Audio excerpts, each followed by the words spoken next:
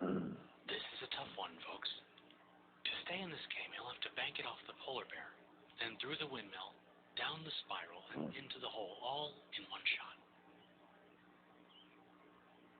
Arnold Palmer himself would sweat this one. And this guy is no Arnold Palmer. He's not even an Arnold Palmer. Folks, I'm saying that this guy would lose to a cold beverage. Dear Tim and Moby, what happens when someone gets diagnosed with cancer? From Anastasia and Mercedes. I'm glad you asked. Because cancer affects a lot of people's lives, whether it's their own health, a friend or relatives, or even a pet's. It can be really scary, especially when you don't know much about it. The good news is doctors and scientists have learned a lot about cancer, and that knowledge is helping more people get successful treatment. Cancer is a disease that happens when cells start dividing uncontrollably. Every living thing is made up of one or more cells, and we humans have trillions. Each is created through cell division. One cell splits into two. That's how our bodies grow and replace old, worn-out cells. Normally, cells follow a set of rules so that new ones are made only when and where they're needed.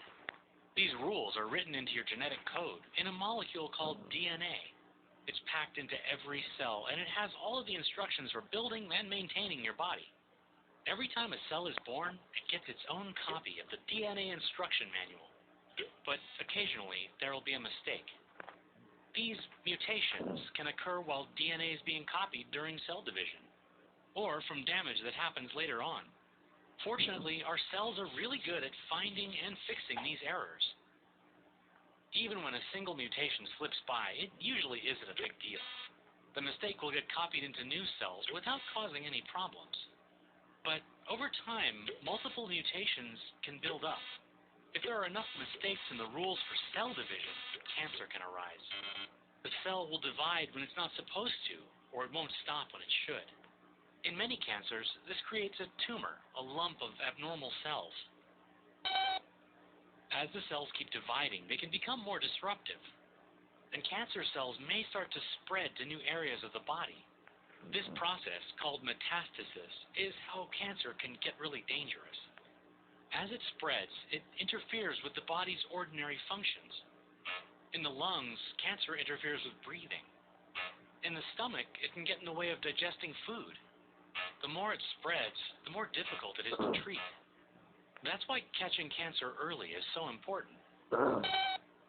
Right, it can be frightening to find some new spot or bump on your body. Don't worry, these things are almost never cancer, especially in kids. Childhood cancers are rare because our DNA hasn't had time to build up a lot of mistakes. But as people get older, it's not a bad idea to look out for this stuff. Most times, doctors rule out anything a patient finds as a freckle or whatever. But if they're not sure, they may take a small sample of tissue called a biopsy, or order a body scan, an image of what's happening inside the body. Most lumps turn out to be benign tumors, a harmless mass of cells. If it does turn out to be cancer, location has a lot to do with how dangerous it is. Skin tumors are easier to catch early and treat since they're right on the surface, while tumors deep inside are more likely to go unnoticed and spread. In some cases, the patient can have surgery and recover quickly. Even tumors that are harmful or malignant can often be removed with surgery if they're detected early. Many times, cancer treatment plans also include chemotherapy or chemo. These are drugs that interfere with cell division, which cancer cells thrive on. Unfortunately, that also affects healthy tissue, especially cells in the gut and hair roots, since they're supposed to divide a lot. That's why patients on chemo often lose hair. They also tend to lose weight and can feel nauseous. Doctors may also prescribe radiation, which uses high-energy waves, kind of like X-rays. These rays mainly hurt cancer cells, but can affect healthy cells too. Patients often feel tired and have some skin irritation afterward.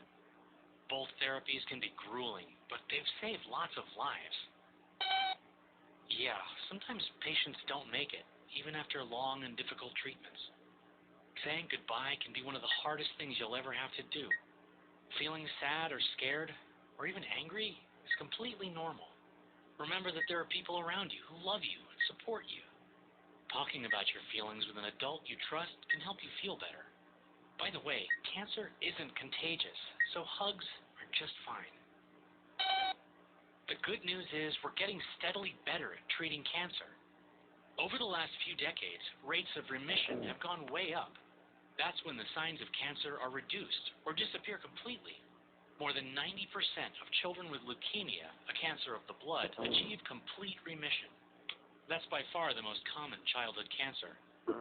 And researchers are developing safer and more effective treatments for all kinds of cancers. One is immunotherapy, which helps the body's immune system attack cancer cells, just like how it would fight off common cold or flu germs. Yep, support from family and friends can be a big factor in recovery too. So if someone you know is battling cancer, show them that you have their back. They'll appreciate any gesture that you care. Like taking care of things they're too tired or sick to do. Planning something fun to brighten their day. Or even holding a fundraiser, like Moby and I. Oh, come on now. Who's going to pay $12 for an Arnold Palmer? Well played.